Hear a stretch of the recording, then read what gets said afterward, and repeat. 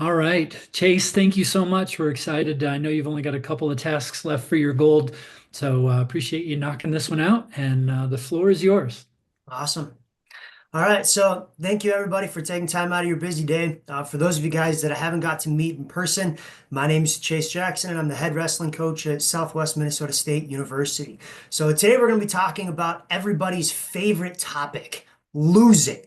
Right? I'm sure all of you guys are big competitors. I know I classify myself as a competitor. Losing is definitely not my favorite thing, but it's one of those things that it's going to happen as we go through our careers. It's something that our athletes are going to deal with. Unfortunately, it's going to happen a lot more than we want it to. So, one of the big things that I want to impress upon you guys today is how we can deal with loss and how we can turn it actually into a little bit of a positive. So, just to get started, losing sucks, right? Everybody knows that losing is not fun. It's definitely not one of those things that I want to go out and I want to experience loss. Now, I'm sure most of you guys, athletes, they're in the same boat. They don't want to lose. Okay, but unfortunately, losing is going to happen. So let's take a quick look at what losing or what failure actually is. So at this point, like you guys don't necessarily have to talk or speak back to me, but what do you guys think of when you think of failure, right? When you said I failed, what does that mean to you, right? What does that mean in terms of the athletes that you deal with, right? They lost. Okay, what does that mean? Okay, well, when we look at the dictionary, oh, my head's in the way, sorry. When we look at the dictionary definition here, right, failure is a lack of success. Okay, it's the omission of an expected action or a result. So some typical examples that we come across kind of on a daily basis are going to be we lose a match, right? Or as coaches, we lose a duel, right? Being within the educational field, I'm sure many of you guys have also had a student that has failed a test, right? This is failure. When we take a look at that little diagram that you can see kind of over here, right? We've got an individual who's shooting arrows at a target, right? They didn't hit the target, but they were close. Okay. So in context of this, they failed. But let's take that in contrast. So again, take a second. What is success? Is it just winning? Is it more than that? Right. Again, let's take a look at what Oxford had to say. Success is the accomplishment. I'm right in the way. Is the accomplishment of an aim or a purpose, right? It's the attainment of fame, wealth, or even social status. Okay, so when we talk about success, can an individual fail or an individual lose and still be successful? So a couple examples here. Let's say early on in a tournament, you upset someone you weren't supposed to. You made it to the finals, but then you lost in the finals to a guy that you beat before. Were you successful or were you a failure? Right? Or maybe the season didn't go the way that you wanted to, but then you were recognized by your peers for competition and sportsmanship. Is that success? Were you still a failure? Those are some of the questions that we have to deal with all the time as coaches. And these are some of the questions that your student athletes are likely to ask you all the time, right? They went out and lost the match. How we respond and how we interact with them lets them know if they're actually a success or if they truly are a failure. Right? That's one of the hardest parts about being a coach is we have to temper our own reactions to be able to help these individuals grow beyond the mat. Okay. And so I'm here to tell you right now, no matter who you are as a coach, no matter how talented your athletes are, if they were the best in the country, best in the world, people are going to lose. Right? Cael Sanderson, everybody knows Cael Sanderson within the wrestling community. He was a four-time undefeated national champ. His first international tournament, he went 0-2. Then he turns out and goes and gets a gold medal. Now he's running basically an empire over there at Penn State. But losses happen. So what can we do about it? How can we actually turn these losses into something better? Okay. Well, this all starts with our mindset. Okay. So to begin, there are two main mindsets that you're going to see when we talk about failure. There's a developmental based mindset or a fixed mindset. Now, the fixed mindset is one that is very, very common, especially within athletics when people are very, very high achievers. Okay, they lose and they say, I'm a failure, I suck, I'm a loser, I can't get better. Right? This is a very, very negative mindset, and it ends up being very self-destructive to that individual. Right? And while it's tearing themselves apart, it can also tear our teams apart. Right? It may start small. It might just be one person, I suck at this. Right? That mindset is fixed. I suck. That's an absolute. Okay. And what that does beyond just being negative and tearing the individual down is it creates doubt. So let's say you wrestled somebody and you lost. And then you go, I suck. I can't ever beat them. Well, the next time you go to wrestle that individual, you've already told yourself, I can't beat them. You created an absolute that is now creating doubt anytime you step on the mat against that team, that individual, or that competitor. All right. So, in contrast, we want to truly focus on this developmental based mindset instead of this fixed mindset. So, the development based mindset says, what can I improve? Okay. I lost the match. What can I work on? Even better than just losing matches and finding something to improve upon, individuals with this mindset can also win matches and go, you know what? There's something I can work on there, right? Don't get me wrong. There are times we're just going to take a win, right? We slapped the cradle, we got lucky. We're going to take that. But one of the big things with this developmental mindset is it can actually take out this idea of luck. Right? Luck is when opportunity meets preparation. If we've done all the preparation and we've focused on improvement, luck doesn't just happen. There was preparation that happened ahead of that. Okay, and this leads to the concept. Hopefully, a few of you guys have read this book. It's one of my favorites. It's called Chop Wood and Carry Water. Okay, the concept follows an individual who wants to be the best samurai in the world. And what he does is he goes and seeks out this master, and the master every day makes him chop wood and carry water every morning. That's what he has to do. Initially, he tries to run through it and get it done as fast as possible. Master sends him back, makes him do it again. The idea in this whole book is to do the little things, the daily things, and do them as best as you possibly can, right? And that develops our mindset and puts us in a much more positive mindset as we move forward over loss. This also creates individuals that are more mentally tough because they can, let's say, get taken down. They can be down by 8 points and then rattle off 10 in a row to win, right? This also breeds confidence in comparison to the fixed mindset that bred doubt. Okay, because when we build that confidence, right, we know, hey, something went wrong, but I can get better. There's our confidence, right? Now, this is a lot easier to say than it is to do. Okay, so what do we need to do? How can we change that? Well, we need to frame failure in a different aspect than what I'm sure many of you guys are actually used to. And it all comes down to our perspective. Okay, how do we look at failure? So I've got a water bottle here that I'm going to use as an example. You look at this water bottle. What do you see? Is it half full or is it half empty?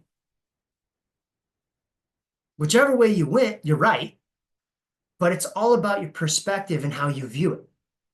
We need to do that same thing when we look at failure, right? So we talk with our athletes at SMSU. When you lose a match, is it the end of the world? Right? For some of these kids, it might be the end of the world. Oh my gosh, this is terrible. But then you give them a second, right? And go, okay, are your parents still going to love you even though you lost the match? Right? Is your girlfriend still going to love you? Right? Are you still going to have a bed? Are you still going to have a house?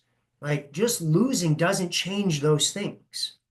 What happens is that people form their identity on winning, or specifically on being good at something. So we talk with our athletes about trying to change their identity, or at least realize that they are much more than just a wrestler. Okay, so if I were to ask any of you guys in here, I can pick on Brad because he's our strength coach. I ask Brad, what are you? Right?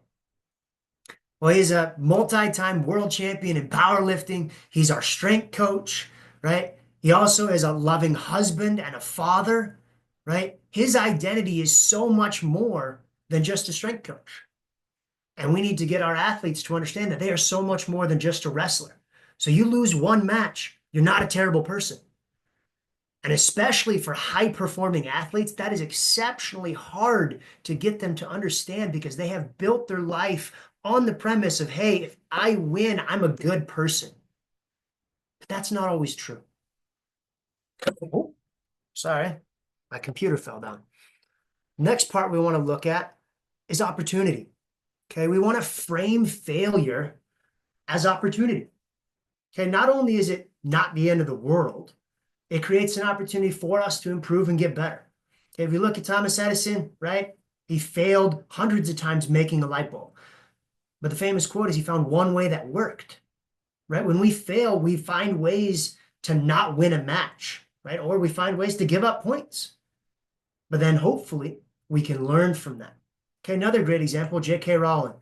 Okay, for those of you that don't know, she wrote Harry Potter, one of the most famous books of all time. And when she wrote it, she was a single mom on welfare and she was struggling to get by. And she went to 12 different publishing companies and all of them turned her down. But every time that she went to them, they said, hey, this needs fixed. This isn't good. This isn't good. She made those changes. She made those adjustments. And because she had that developmental based mindset, she saw it as an opportunity. And then on that 13th time she went to a publisher, they took her book. Now she's one of the wealthiest people in all of Britain. Okay, we need to frame failure as opportunity. And when we do that, that builds resilience within ourselves and within our athletes, right? It teaches us tenacity, just like that example I gave down earlier. If someone has that developmental mindset, you can get knocked down, you can be put down real hard, right? Give up a bunch of points, but find your way back, right? We see that as tenacity, we see that as grit, but it all comes from how you frame what is happening to you. There's a great quote out there that says, 90% of what you do is a reaction. What that means is I can't change what happens to me, but I can control the way that I respond to it. And that goes right into how we frame failure. Now, John Wooden, basketball coach, one of the best in the world, he had a unique look at failure. He basically said that to fail is your first attempt in learning. Okay? He had this mindset that the team that makes the most mistakes is probably going to win, because that's the team that's learning, that's the team that's growing. Within wrestling and within our program, I tell our guys, hey, the shooter wins, right? We can't fear failure. Again, a lot easier said than it is done, right? So when we talk about fearing failure, right, people are scared to lose. Right? You talk to some of the best athletes in the world, right? Some of them are motivated by the want to win. Some of them are motivated by they don't want to lose. Okay, but when we have that concept and we're just, I don't want to lose, I don't want to lose, this prevents us from taking risk. And what many people have never even considered, that is, it is a risk to do nothing, right? Just like it's a risk to be offensive, to go out and try and score points, it's a risk to sit there and try and tie up. Right? A lot of times, I see it with young kids that are going to the state tournament. I see it guys going to the national tournament. Like, oh, I had a 1-point match with a state champ. That's awesome. Well, did you try to score? Or did you try to keep the match close and eliminate risk? Right? And what happens is a lot of times when people try to eliminate risk because they fear losing, they now have regret. Right? Maybe they lost a match. And it's like, well, I didn't really do anything, right? Oh, I could have beat that guy. As coaches, I'm sure all of you have heard that before, right? And it comes from this fear of failure that now they're regretting it because they truly feel like they didn't give their best. And it's because they didn't risk it, right? So they beat themselves. Someone else didn't beat them, right? So fearing failure is another component in framing this mindset of failure that we need to change as coaches. Okay, so quick recap. Here's the failing for dummies, 5 bullet points that we've talked about so far. Okay, the first one is that failure is part of the process. It's going to happen, and we need to be able to adjust and focus on the development aspect of it once we do fail. We need to trust the process, embrace failure, and then realize that we are much more than just the loss. Right? Our identity is not tied just to winning and losing, no matter who you are. Okay. Now, we can take all that, and this is all great from a hypothetical or theoretical standpoint, but how can we take those concepts and then apply them to the athletes that we work with on a daily basis? Okay, well, this comes down to three things. The first one is having empathy, right? So understanding failure, understanding success, and understanding what it means to your athletes and what it means to you, right? Just sitting through the first 15 minutes of this presentation, hopefully you have a little bit of an understanding of failure and of success itself. But then we have to take that understanding and apply it to our athletes. We need to know them beyond just as an athlete. Who are they as a person, right? And this comes down to a couple factors in itself, right? Timing. When do you give them criticism, right? One of the best things we can do is we can teach them all of these methods, how to frame it, how to do all that prior to them ever even experiencing a loss. So then when the loss happens, which at some point it will, they now have some of these systems in place to help them cope with it. The second part of timing is when they do lose. When do you give them feedback? Right? Some athletes, they don't want to be talked to for 15 minutes after a loss. I'm sure you guys have seen it. Kid loses, he runs off, he's going to go do his cool down, right? He's not going to be receptive to what you have to say, or even trying to frame it in a positive mindset until he can get his mindset squared away on his own, right? Other athletes, in contrast, they want to know right away. What did I do? How can I fix it? Right? So timing is part of knowing your athletes. The second part is our tone. How are we delivering the message that says, hey, we messed up here, but we can improve here, right? As you guys have gone through the NCEP coaching process, I'm sure all of you have heard that we want to do 4 positives, 1 thing to improve on, right? If you're sitting here just berating an individual, they're probably not getting the message that they can be better. But if we say, hey, our attacks were good, our setups were great, you got in deep on his legs, the finish was awesome, but now we got to be able to get away from bottom. Now they found a positive. They found something that they can work on while we also reinforce the things that they did well. And the last part of knowing our athlete is knowing their goals, right? If you can tie in their failure towards their goals, it's going to help this process be much simpler. Okay. If I can say, hey, this is an early preseason tournament, we lost, right? And you want to be a state champ? Well, that's great. You're going to have a chance at this guy later on in the year. We're going to have a chance to improve on this technique so that way we can go beat him when it actually matters, right? That's understanding our athletes' goals and then applying this concept of reframing failure into the positive and then using their goals to help supplement it. The last part, as a coach, we need to be a role model for failure, right? As coaches, we're going to fail too, right? We're going to lose, right? The team's going to lose a dual meet. There's going to be a kid beating somebody and then all of a sudden they get pinned, right? How do we react as coaches? Do we get angry, really defensive, and then berate ourselves or our team? Or do we turn around and go, you know what? That wasn't great, but we can get better. Do we ourselves reframe our loss into something that we can grow from? Right? And this is that whole concept of practicing what you preach, right? I sit here and I talk about overcoming loss, how to deal with it, right? But I've done my very best to apply these same principles within my coaching career and with my athletes. I have a couple of my assistant coaches on here right now, and they know very well this season was brutal.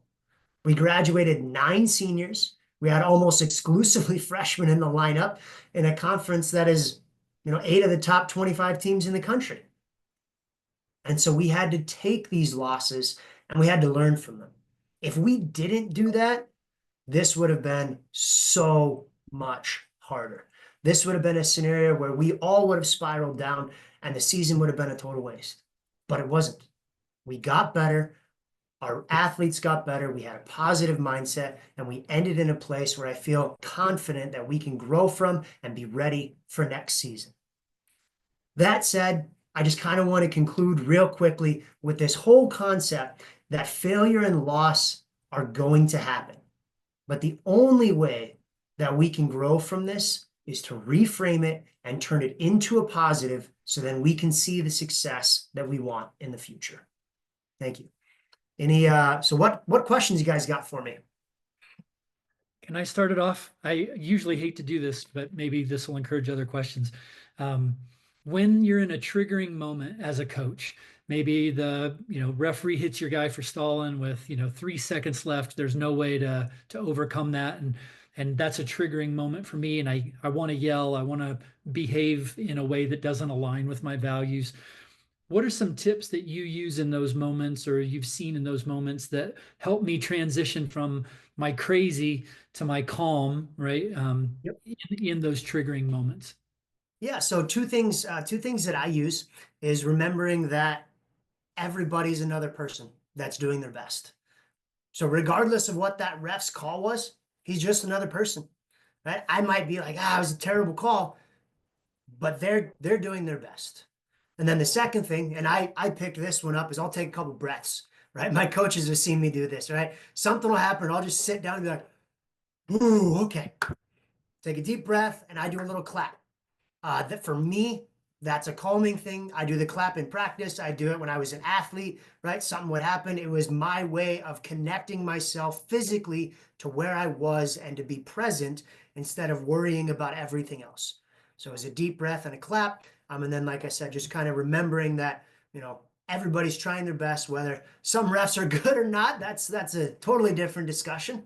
But it's understanding that, things are going to happen and we can only react to the scenarios that are placed in front of us.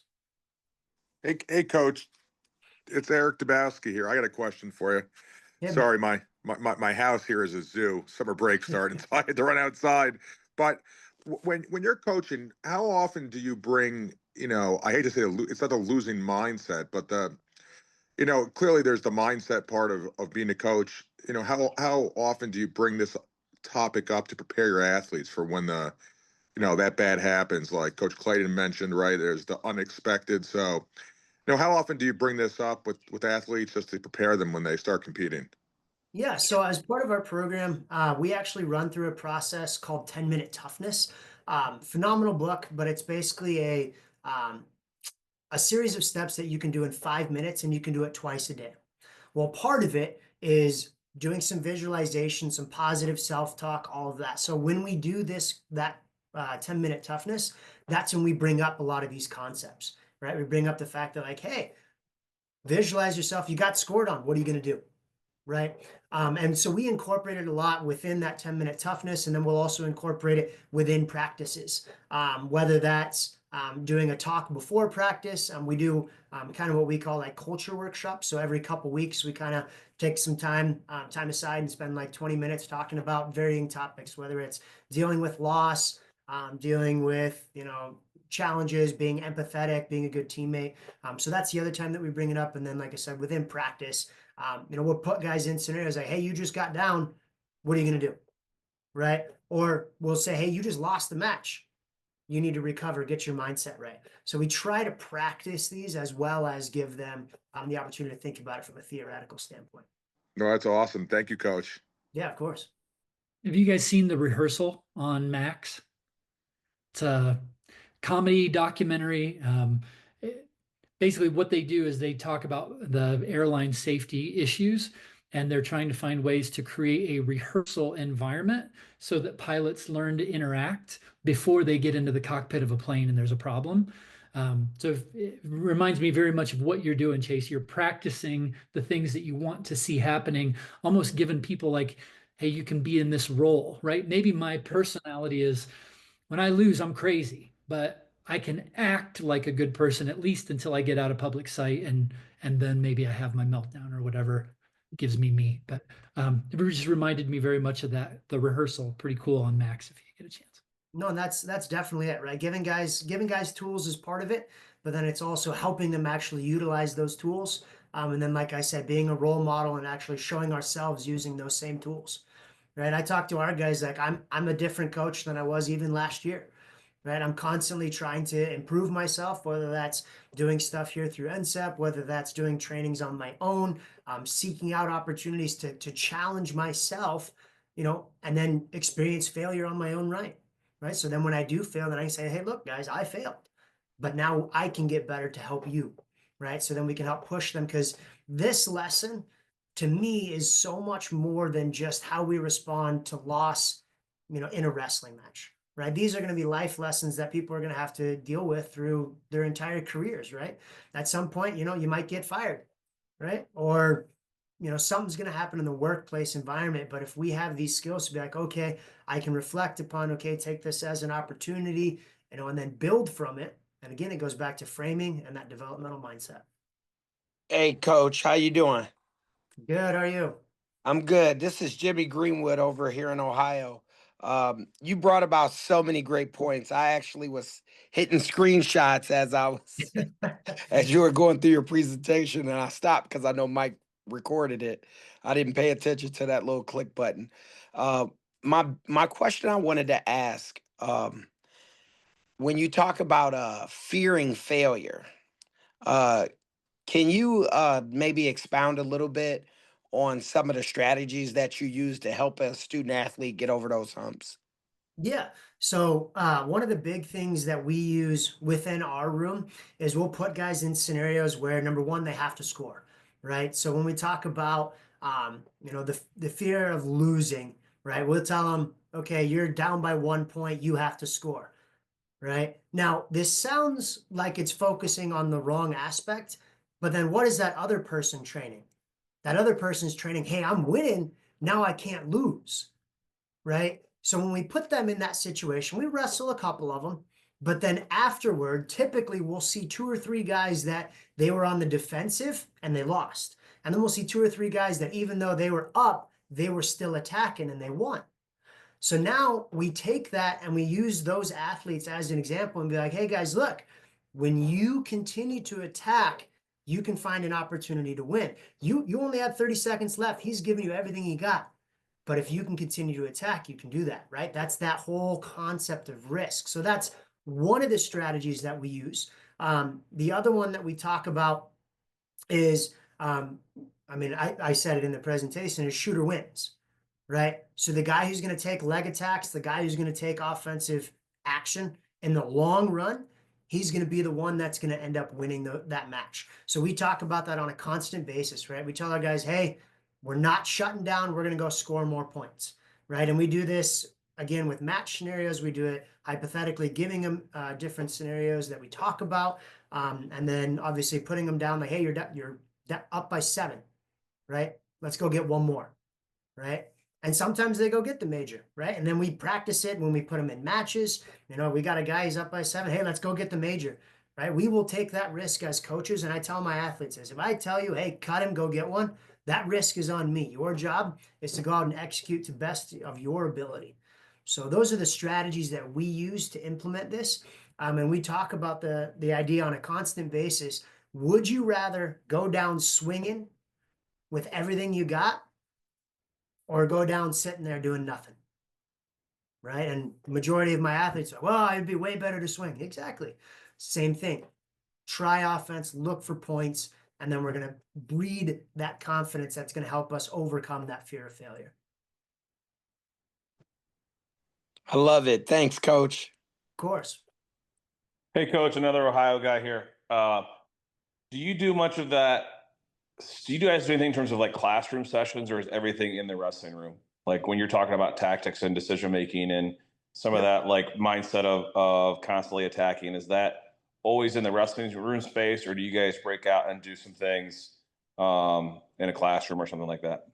Yeah, we break out and do stuff. To be honest with you, because I'm a wrestling coach, even those breakout sessions are still in the wrestling room. But we'll have some times where they come in and it's not, they're not wearing their shoes or their workout gear, and we're going to have them fill out worksheets. For instance, we do a lot with like goal setting, where they're filling out those worksheets. But then part of that also is figuring out like, where do you need to be mentally before you step on the mat, right? Some guys need to be really jacked up. Some dudes need to be down low. But we work through those worksheets, and part of those worksheets is this mindset piece where we talk about, okay, what's your number one attack, right? Where's your go-to from bottom? Where's your go-to on top? And they fill those out. Then we give them back to them. I photocopy them, so I have a pair as well. But then we give them back so they can hang them up in their lockers, and they can go, okay, this is where I want to be.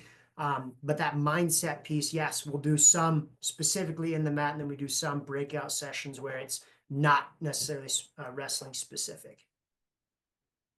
Thank you. Yeah. And just to expand upon that, Sean, I was telling Mike Clayton before we started, I've been doing the wrestling mindset. I don't know if any of you guys are familiar with their program. They offered a coach's version of it. It's like a 12-week program. So I'm on like week 10 or week 11 now. So I'm almost done with it, but they have a lot of different worksheets. And as I've been going through kind of planning for next year, I've been taking these worksheets that they've given me and said, okay, we're going to do this, you know, this month, or we're going to do this month, and kind of break it up so that way we can do even more of what we're already doing to try and help them with their mindsets. Yeah, I think that stuff's great. I just sometimes try to figure out how to, there's only so many minutes available. And I teach mostly high school kids, or coach mostly high school kids. So trying to find and maximize that time component, and both in the practice room, but, taking advantage of, even if it's 10 minutes, 15 minutes, that's not wrestling shoes, laced up, ready to go, like getting them to think about that in those moments. Yeah. Yeah, I always like hearing how other coaches implement some of that strategy. Yeah, and obviously my scenario is a little bit different because I can kind of get my guy's schedule and do it because I'm a collegiate coach. But I know Correct. Yeah. Through high school, and at least the coaches that I've talked with in high school, a lot of times they'll take the first 10 minutes and get something like this done. It sounds like you're already implementing that, which is great. And that'd be my suggestion. 10 minutes, if you can take 10 minutes every day and get it done, or even, end of practice early and then come back and hey, we're going to talk about this when your guys' mindsets are fresh. Because sometimes guys just want to jump into practice and they can't focus on what we're talking about at the beginning of practice. Yeah. Thank you. All right. Thank you, everybody. Chase, congrats. Thanks. What a great presentation. I've got 2 pages of notes already to go. Just good stuff that are my takeaways. Special thanks to you, Chase. Thanks for digging into this gold process. And I know we're not all the way done, but usually we do the thumbs up or the thumbs down in this part. So coaches that are on video, thumbs up or thumbs down. All right. There we go. Always a good feeling. That's awesome. Thanks, guys. Great job, Chase. Thank you, buddy. 2 minutes. Everyone come to the front. Thank you. Awesome. Well, congrats. We'll go ahead and sign off.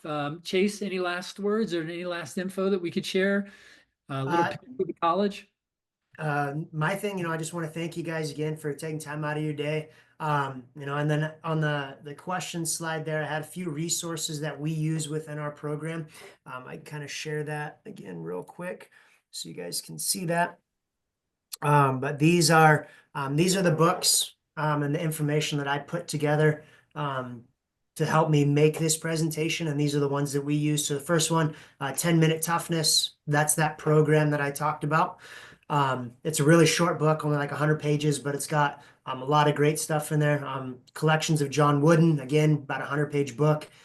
Mind Gym, and then Chop Wood, Carry Water. Those are the 4 that are really big within my program. I actually have extra copies of these, so that way I can give them out or check them out to my athletes when they're really struggling. And then I have like my copies highlighted and underlined and stuff. So if I can come back and I can look at, okay, they're struggling in this area, then I can say, hey, you should read this chapter, read these 2 chapters. It might help you a little bit.